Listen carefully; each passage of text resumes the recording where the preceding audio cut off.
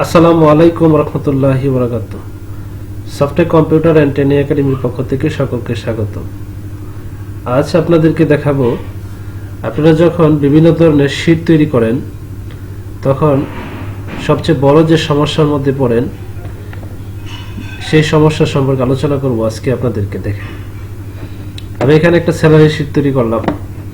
Salary sheet তৈরি করার পর আপনাদের আমি এখানে মাত্র 10 জনের স্যালারি শীট তৈরি করলাম। আপনারা যখন 1000-2000 মানুষের স্যালারি শীট তৈরি করেন তখন দেখা যায় অনেক লম্বা একটা রো ব্যবহার করতে হয়, কলাম ব্যবহার করতে হয়। তখন যে সমস্যাটা হয়, দেখেন আমি এখানে মাউস পয়েন্ট দিয়ে ঘোরাচ্ছি,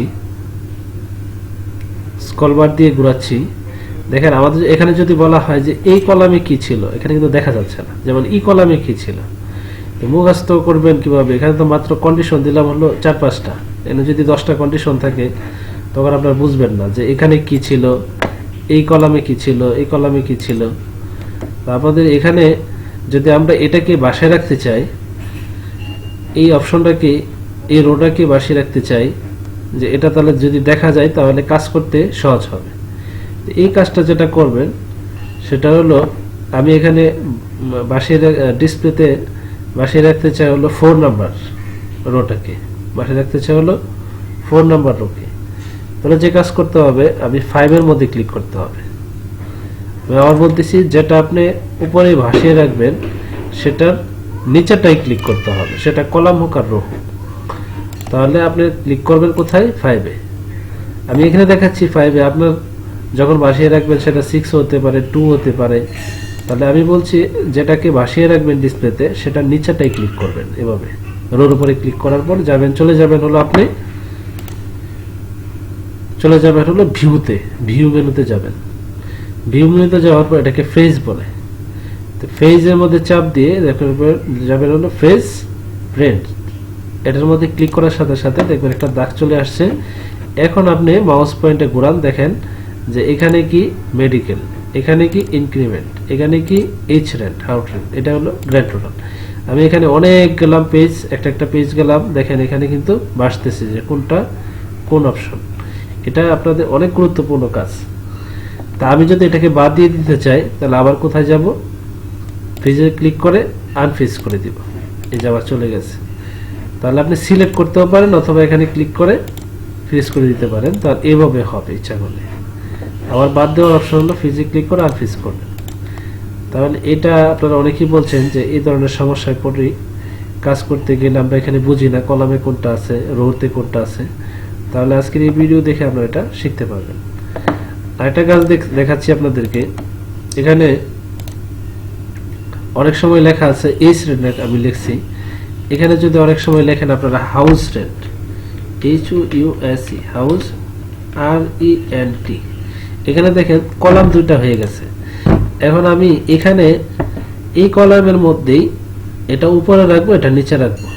তা আমরা মাইক্রোসফটে শিখছি হলো এটা এন্টার দিলে নিচে চলে আসে, কিন্তু বিষয়টা এলো এন্টার, এটা মানে হলো কনফার্ম করা এক্সেলে। তাহলে এটা নিচে নিয়ে আসবো কিভাবে? এখানে হাউস থাকবে উপরে, রেন্ট থাকবে নিচে।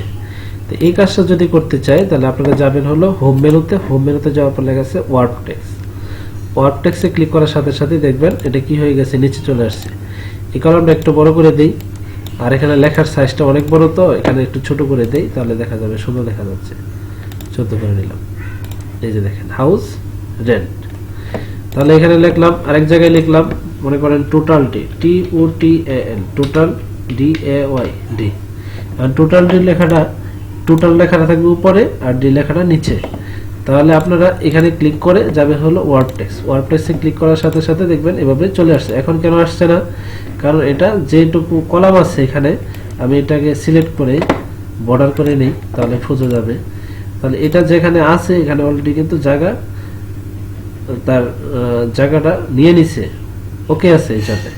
আমি যদি এটা তারপরে নিচে নামাতে চাই তাহলে এখানে এটার উপর ডবল ক্লিক করে এটাকে মাঝখানে স্পেস বাটনে ক্লিক করবো, দেখেন অটোমেটিক নিচে নেমে বসছে। এভাবে আপনারা ওয়ার্ড টেক্সটের কাজটা করতে পারেন। আরেকটা কাজ দেখাচ্ছি, যেমন কয়েকটা সেল একত্র করা।